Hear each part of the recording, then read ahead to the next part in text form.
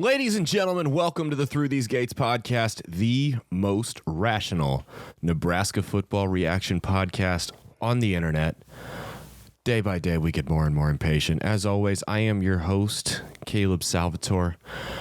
Last week, if you were with us, we did an in-depth preview, position by position of the offense. If you haven't listened to it yet, go check it out. This week, we're getting a little defensive. Defense and special teams. It's going to dive right into it. Last year's defense was one of the best defenses I've ever seen a Nebraska football team field. And that's saying something. I was alive in the 09 year with Ndamukong Suh and Philip Dillard and Prince Amukamara, Deja. I mean, it was a stacked defense. They had Jared Crick. I mean, with Pierre Allen coming off the edge. Even Cody Glenn moved over from running back. Being able to watch that defense was great. Last year's defense wasn't as star-studded, wasn't as flashy, didn't have the Heisman candidate in Suh, but you had some solid players. I mean, you had JoJo Domann, you had Cam Taylor-Britt, you had Luke Reimer, Nick Henry. I mean, it was a deep defense, right? Damian Daniels in the middle did a lot of the unsung hero stuff. It was a solid defense. Nobody stuck out. JoJo Domann, who was arguably the best player, didn't even get drafted. It was a defense that played well as a unit. They had guys that were good specifically at what they did, and it just paid dividends. And that's why I'm excited about the defense heading into this year. I know Eric Chinander said he thinks it's going to be better than last year. I have a hard time believing that. I don't think that this year's defense is going to be better than last year. And I hate to be Mr. Negativity. I just don't see it. But that doesn't mean they won't field one of the best defenses in the Big Ten yet again. I think even though this defense isn't going to be as good as last year, they're still going to be a top 2 or 3 defense in the Big Ten. Especially, I mean, you got teams like Michigan losing a bunch of defenders. I think this defense is going to be solid yet again. And I don't think they need to be as good as they were last year because I think the offense is going to take some steps forward, and so is the special teams, and we'll actually get into that later. So let's look at the front seven first. The front seven's interesting because they're kind of embracing positionless football here. So in the middle, you've got Ty Robinson, who I think is got all the potential in the world. Blue chip recruit. He's flashed brilliance plenty of times. He's looked like a good player. We need to see some type of consistency. And right next to him, we'll probably have Devin Drew, the grad transfer from Texas Tech. Nebraska's had good luck with grad transfers at defensive line. If you'll remember, Darian Daniels, brother of Damian Daniels, came from Oklahoma State a couple years ago, and they've had good luck with that. Devin Drew doesn't need to be anything spectacular. He just needs to fill holes and clog up the run spaces. That's all they need from him. They've also, depth pieces. You've got Stephon Wynn interior. You've got guys like Stephon Wynn, Nash Hutmacher. I'm hoping I'm saying that right. It's not very deep. So I'm concerned. I think the top 2 guys are solid. I don't think they're going to blow anybody's mind. Ty Robinson could. He's only a sophomore. I don't think they're going to blow anybody's mind. You know, they lost Ben Stille. They lost Damian Daniels. So it's going to hurt a little bit. But I think if they can keep the front 2 healthy, they're fine. If they lose those 2, it's anybody's guess. And a position like that, you're going to see injuries. Guys are going to miss a game or 2. Hopefully nothing serious, but that's just the nature of it. When you're getting hit every single play, you're going to see some injuries. It's just the reality. You're sticking your arm out, trying to tackle those running backs or at least slow them down that are hitting the hole like a speeding bullet. You're going to hurt your arm. You're going to get hurt. That's how it works. So I think this defensive line, I don't think you got much to worry about with Devin Drew. I think Ty Robinson, if he can take that next step forward that we've all been waiting for, this defensive line could go from solid to good. So it's all, I don't want to say it's all resting on Ty Robinson, but he's the guy that can elevate this unit from being a little shaky to one of the strengths of the defense. Then you go to the edges, where I'm really excited about what they have on the edge. I think it's a complete night and day difference. Garrett Nelson is going to have a great year. He is primed to have a great year. I would not be surprised to see Garrett Nelson in the NFL next season. I would not be surprised if this is Garrett Nelson's last year as a Husker. I think he's going to have that type of year. We've seen all the indicators, right? He's not only is he going to be one of the leaders of the team, he's primed to be one of the best players on the team, offense and defense. He had 5 sacks, 11.5 tackles for loss, career high, right? 57 tackles. He was the team leader in tackles for loss. Career highs in 3 categories. So I think he's primed for a huge year. That was his sophomore year. And I think part of the reason he's primed for such a big year is the guy across the line from him. Ochaun Mathis, transfer from TCU. Ochaun Mathis is a pass rushing specialist. The guy is an assassin off the line. He really is. They're going to have all kinds. Chinander's going to have all kinds of creative ways he can put Ochaun Mathis to use, and I think that Ochaun Mathis is going to eat double teams. He's going to eat that tight end chip block and free Garrett Nelson up. It's going to be pick your poison. Nebraska's pass rush is going to be scary good this year. You can pick your poison. Is Nelson going to hit your quarterback or is Ochaun Mathis? Because I guarantee you one of them's going to get to him. That's too much talent on the edge. It's been a long time. I want to say Randy Gregory was the last truly great pass rusher Nebraska had on their defense. And I think that we may have the opportunity to see 2 on the same team this year. We got two guys, Ochaun Mathis and Garrett Nelson, both juniors, who could be in the NFL next year. This could be Ochaun Mathis' only season in a Husker uniform and Garrett Nelson's last. So I think you've got, it's big. The pass rush is going to be great. And it's not just going to be great because of those two. Look at the depth. It's, like I said, night and day difference from the interior defensive line. Caleb Tanner, he's a senior. Solid pass rusher. There's another one. Jamari Butler, the redshirt freshman, along with Blaze Gunnerson. They got a pair of redshirt freshmen that they think Nelson and Mathis could pass the torch to in a year or two. Both of these guys look like just... If you saw them in the spring game and you've heard the hype around spring training, both of these guys are assassins getting to the quarterback. My only concern with Mathis is the run game. How is he going to set the edge in the rushing game? If he can... I hate to sound... I don't want to end this on a negative note because I think there's way more good than bad here. But Mathis at TCU was a little notorious for not being able to set the edge in the running game. Nelson didn't have a problem like that at Nebraska. So maybe they're thinking to use Caleb Tanner on the edge and on rushing downs. There's a lot of things they can do here.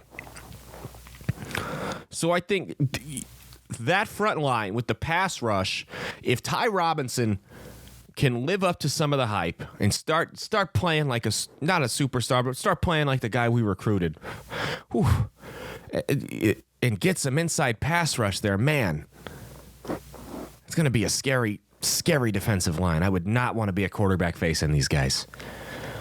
You go into the backfield on the front seven. Nick Henrich, obviously it goes without saying, everyone's excited. Redshirt sophomore, he's out of Omaha, Nebraska at Burke, local kid. Just a killer. What's not to like about him? He's the prototypical linebacker.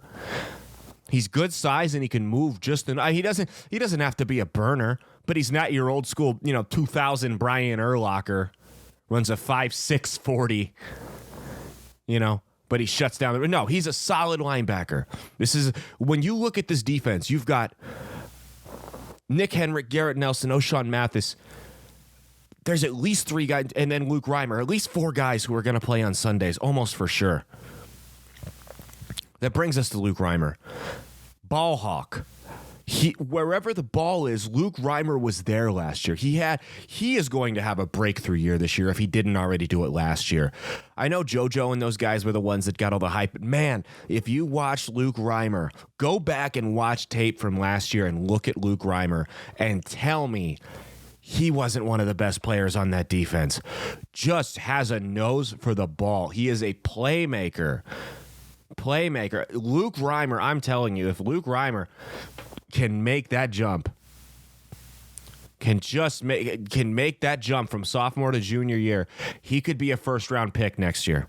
Not next year, but the year after, his senior year. So we got 2 more years left of him. Behind him, you got Garrett Snodgrass, Ateva Malaga-Clements.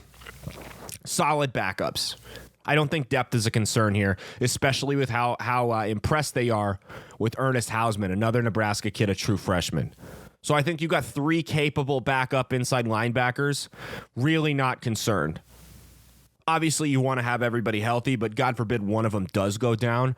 I think you've got some quality backups in Snodgrass, Malaga, Clements, and Hausman. So I'm really excited to see these linebackers play. After that, you move on to the nickelback, which there's been a little bit of a controversy surrounding. You've got Isaac Gifford and Chris Kolarevic competing for a spot. Isaac Gifford, obviously the brother of Luke Gifford. He's a sophomore from Lincoln. Chris Kolarevic, a transfer from Northern Iowa. And then kind of in a distant third is Javin Wright, redshirt sophomore. So everything I've heard, Gifford is the favorite right now. Not just because he's a legacy player. We saw him fill in for JoJo Domann last year, and he looked great. He looked solid. The defense really didn't miss a whole bunch when they went from Domann to Gifford, and Domann was one of the best players on that defense. Another reason I think that, while we're not going to be as good, the step back isn't going to be as dramatic as I think a lot of people expect it to be. Isaac Gifford is he's just a solid nickelback. And Chris Kolarevic came out of nowhere, though, and pushed him. And it was nothing negative on Gifford in spring training camp. Kolarevic just had a hell of a training, of a spring training. I mean, it's not a bad problem to have. It's not a bad thing that you've got 2 guys, that one guy who everyone just assumed was going to get it through no fault of his own is now being pushed. Iron sharpens iron. This is going to make everybody better. So I think as important as the nickelback role is in Nebraska's defense, it pays dividends to have 2 guys that are capable starters and are pretty much 1A and 1B. That's critical. After that, we move to the secondary, cornerback. I think cornerback is an interesting spot here because Quinton Newsome, I think, is obviously CB1. I don't think there's any question about that. I think that's your guy. There's one spot locked down. After that, you got a little bit of a log jam. There's a lot of guys competing for a little playing time. You go down the list. Tommy Hill, transfer from Arizona State. Braxton Clark, he's a 5th-year junior here. Omar Brown is an FCS transfer. Javier Morton, he's another transfer. He came up from JUCO. I mean, he had serious interest in high school. Had to go to JUCO. Serious interest from SEC, Big Ten schools. Legitimate player. Taman Lynham, redshirt freshman. We've seen a little bit from him. He's impressed in small doses. Don't forget Tyreek Johnson, a transfer from Ohio State. Right? He was a big shot. Remember when we got him? Big shot, 4 or 5-star recruit, depending where you looked. Ohio State kid. Just kind of did nothing. So I think between those guys, you've got a lot of people competing for one spot for a little bit of playing time. Right now, I think Tommy Hill seems to be the leader. I think it was Braxton Clark's job to lose, and I think, again, through no fault of his own, Tommy Hill took it. And I think the great thing about having this many guys is you can just plug and play until something works, you know? And Braxton Clark's a little bit bigger and more physical of a corner, whereas Tommy Hill's relies more on his speed and athleticism. I think that it's going to be situational football. If you're up against a team with big physical receivers, you can sub in Braxton Clark. You're up against a team that runs more of that Kansas City Chiefs style of offense. Tommy Hill's the perfect fit. And don't sleep on Omar Brown. Seriously, don't sleep on Omar Brown. This kid, Omar Brown, Omar Brown out of Northern Iowa, FCS Freshman of the Year. FCS All-American in 2019. FCS All-American sophomore team. Do not sleep on him. You look through, he's a smart kid, too. He was on the honor roll. So he's got a lot of good factors. And again, a log jam at you can't have too many good cornerbacks. You just can't. When you have guys like that, because again, it's a position, guys are going to get hurt. You're going to run into teams that run 4 or 5 receivers at a time, or 3 receivers and an athletic tight end. You just never know, and it helps to be able to play to be able to send people in and out and spell guys. Don't forget. You also got, just recently, they received a transfer from Brandon Moore. Now, 6th-year senior, coming off of serious knee injuries. This is his 3rd college team. He started with Frost at UCF. He missed all his spring training. I wouldn't count on him blowing the roof off the place. Solid backup. He's a walk-on. Doesn't cost him a scholarship. There was no reason not to take some senior leadership like that. He may be lining himself up for a graduate assistant coaching job. No reason not to have some experience in the locker room like that. There is absolutely no reason. Some other names at cornerback to keep an eye on. True freshman Jaden Gould. Gould.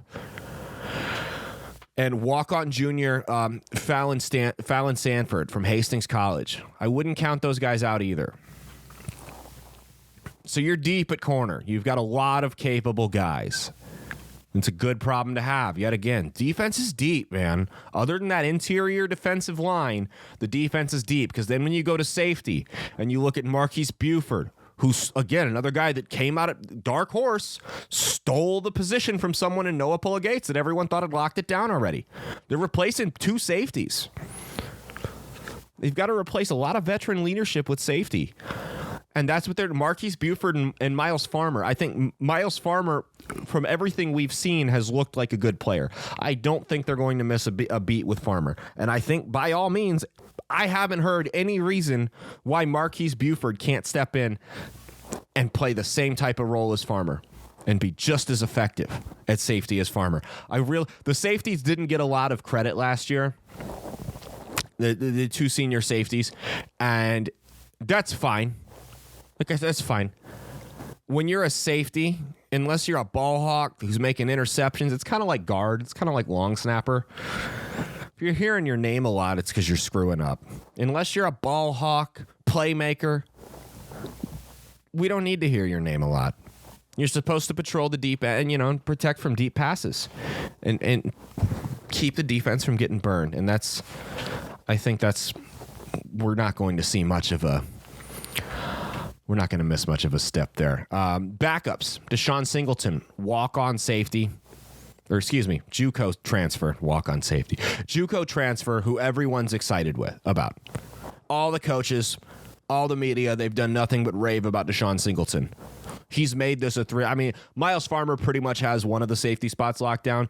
Buford, Pulla-Gates, and Singleton have been fighting for this second spot, and it's a 3-horse race. It's Singleton and Pulla-Gates. We've seen Pulla-Gates. We know blue chip recruit. Big name player. He's one of those guys I'm worried if he doesn't emerge as a starter this year, we're going to see him transfer next year. That's just I don't know. That's just the vibe I get. He was an Army All-American high school player. Big time. I remember it was huge when he picked Nebraska. I was watching it. I was excited, but just hasn't lived up to the hype. And I'm worried if we don't see him kind of make the jump this year, that could be the end of his tenure here in Nebraska. And there's always room for 3 safety sets. So there's a chance one of these guys gets to play a lot too.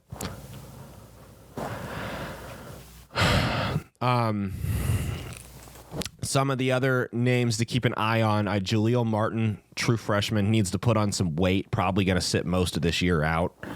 And then Kane Williams, the transfer from Alabama. Lots of Alabama kids this year. I think, again, deep at safety. Good problem to have. Kobe Bretz from West Side's another one. Redshirt freshman. Good problem to have.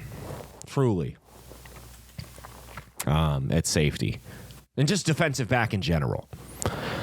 So it's kind of a dual thing this week. It's a dual show. We're going to go into the special teams as well because I really couldn't cover special teams long enough to make it worth doing a separate episode. So that doesn't take away the importance of it, though. I think with the changes that we've seen on special teams this year that they've made, right? They brought in Bill Bush, full-time special teams coordinator. Brought in a new kicker, brought in a new punter, brought in a new long snapper. Long snapper wasn't even a problem last year. Not a big one. I mean, of all the problems we had on special teams, long snapper was the least of our concerns, right? That was, I mean, you had punter, kicker, kick returner, punt returner. Long snapper was like number 5, maybe number 6 when you consider kickoff specialist.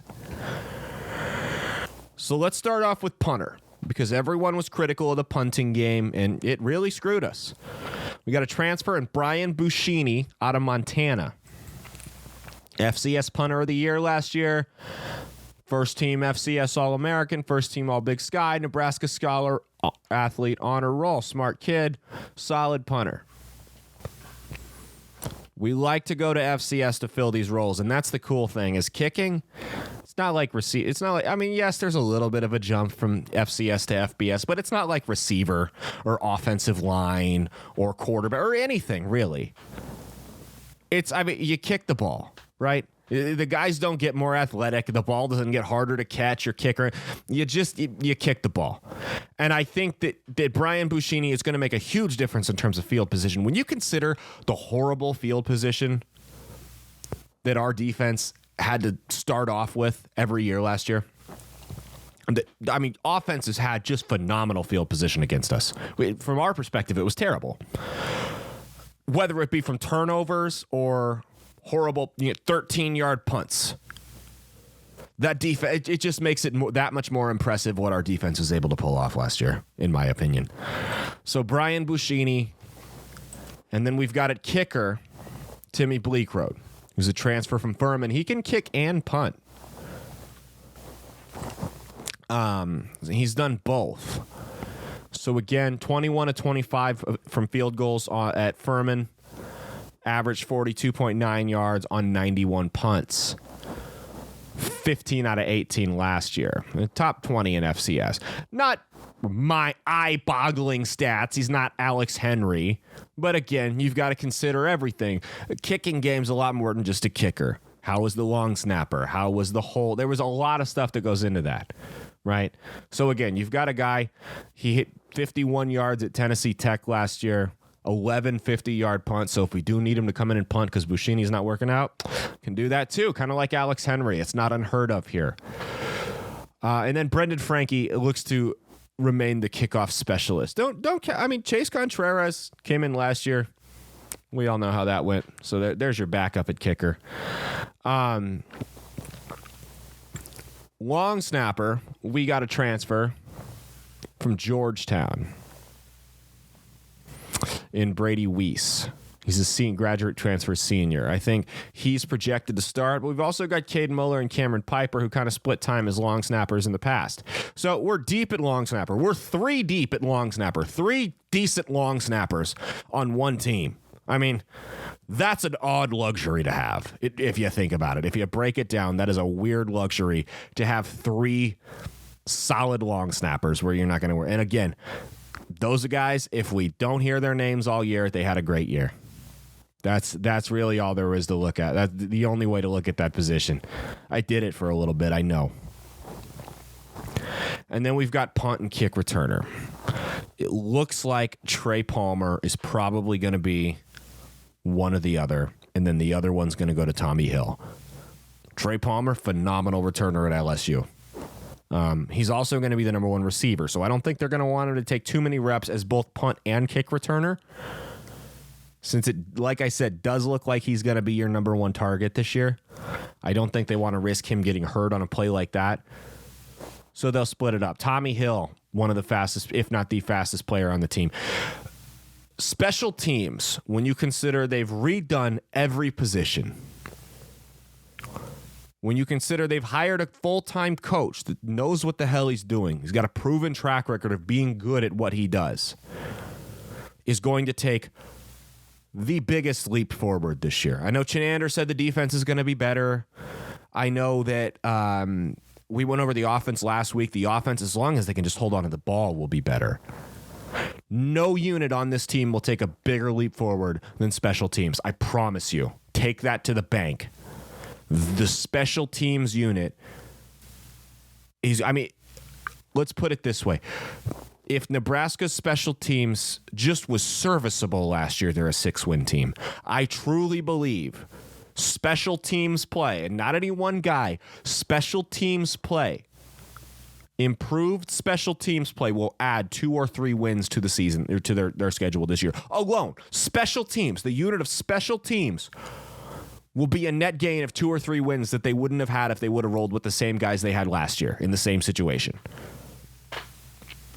It made that much of a difference. It's one of the most slept on positions, and every coach, and it gets annoying to hear, the football guy, special teams. It makes such a difference, and we saw why last year. We saw why, because I remember watching that Iowa game. I knew that punt was going to get blocked. I'm not a special teams coach. I'm not an expert on that. It's not like I could look at it and be like, oh, the blocking screwed up here, and here. I just knew it was going to get blocked, because that's what the special teams did last year, was blow it. And I think now that we've completely redone everything, and we've got guys that proven guys. Trey Palmer was a good kick returner in the SEC. Ain't nowhere harder to be a good anything than in the SEC. Brian Buschini, punter of the year. No reason he's kicking 7-yard punts. Timmy Bleekrode, again, stats aren't eye-popping, but he's not going to be shanking extra point-length field goals. The special teams is going to be what makes or breaks this team, and I really think that we're going to see some improvements. If we don't see improvements on special teams after completely overhauling it with proven players, we are cursed. We need to go burn the Ouija board or figure out what witch Tom Osborne cut off and trapped. Something's going on here if the special teams does not improve from last year, because it can't get much worse. So I'm putting my money. We've gone over the offense, we've gone over the defense, we've gone over special teams. If I had to bet on the most improved unit, it's special teams, and it's not even close. I think that's what you're going to see. Not that the offense won't get better, not that the defense won't still be a solid, good defense, one of the top in the Big Ten. Special teams is going to be the difference maker. And that's all we got for this show. Defense and special teams. We did it quick. See why I didn't do all of them together? So that's what we got. We did the offense, we did the defense and special teams. Next, we'll probably do a season preview, predictions, maybe best case, worst case, and then my actual how I think it'll actually go. A more reasonable approach to it. And we'll see where it goes from there. But then on Friday, before the Northwestern game, we're going to get a little pregame preview and prediction. So stay tuned. I'm Caleb Salvatore. This has been... Oh, shit. Sorry, I'm not supposed to curse on this channel. Video's coming. I'm up like 90% there. I just did a live show on the Chris Baker show. Today. As I'm recording this, it'll be like a week ago by the time this is released. Video's almost ready. I got a couple things I want to add, and hopefully by the first preview, we'll have video up and ready. I think that's my goal, is by the first pregame preview for the Northwestern game, video will be fully up and running. I'm in like I said, we moved not too long ago. We're finally almost done with all of our boxes. We have a lot of crap, and we're finally almost done with all of our boxes. So everything's just been moving around. I've reorganized my home studio like 3 different times. Not happy with one way it looks, and I go to the... So it's been a process. We're almost there, and once we get there, it'll be video. It's going to be cool. We're going to be able to break it down and do little clips. And I'm really excited for where this show is going to go. And I've got some other things I'm working on too. I don't want to, again, figuratively and literally speaking, I'm about the marriage and not the wedding. So I think a lot of people are too big on making the announcements because they like the idea of what they're about to do better than what they're actually doing. So I'm not going to announce what I'm working on quite yet, but I've got some things brewing up that are going to be really big opportunities, and they're going to really turn out great. This show being one of them. So I'm, again, stay tuned. Subscribe to the channel, like, share with your friends if you like it, or share and say, look at this moron, he's wrong about everything, and then comment and tell me why I'm wrong. And make sure you comment below, man. It helps with the algorithm, first off. I'll be honest with you. That's why I'm encouraging you to comment. But comment below because I really want to know how you guys think. I love doing live shows and reacting with people, and I love interacting with listeners and everything. So I do want to know how you guys feel. I will respond in the videos to some of the comments that I think are worthy of response to. If you just tell me I got a stupid face, then I'm not going to bother with that. But real well thought out comments, and I think there are a lot of them, I'll read them. I promise. I read them to a fault. It gets in my head. It's not a healthy thing to do, but I will read them. And just let me know how you think. Let me know what you think. Is there anything we can do better? Anything we can do? You know, we're doing great. I'm sure you hear this a lot, but I genuinely care about people's input. I want to know what you guys think. I want to be able to interact and respond to people because, yeah, it's cool when you can just do a show yourself for 15 minutes to a half hour, but I want to be able to interact with people. Everything is so much better. That's why sports talk radio is still around, even though everyone thought it was going to die 10 years ago. That's why it's still around, because being able to interact with people and giving people a place to vent their frustrations, whatever they're excited about, give their opinion to take. That's why it's so successful. I want it to be an interactive experience, and that's what we're going for here. So like, subscribe, comment, share, turn your notifications on, please. And we'll see you next week. This has been the Through These Gates podcast, the most rational Nebraska football reaction show on the internet. Promise you it is. Day by day, we get more and more impatient. I'm Caleb Salvatore. Follow me, Twitter and Instagram, at Caleb Isn't Funny, TikTok, Caleb Salvatore Comedy. Check out my other sports podcast I'm a guest on, Crooks and Books, featuring the sports bet queen, K Deuces. Thank you guys so much. I appreciate it. Have a good night.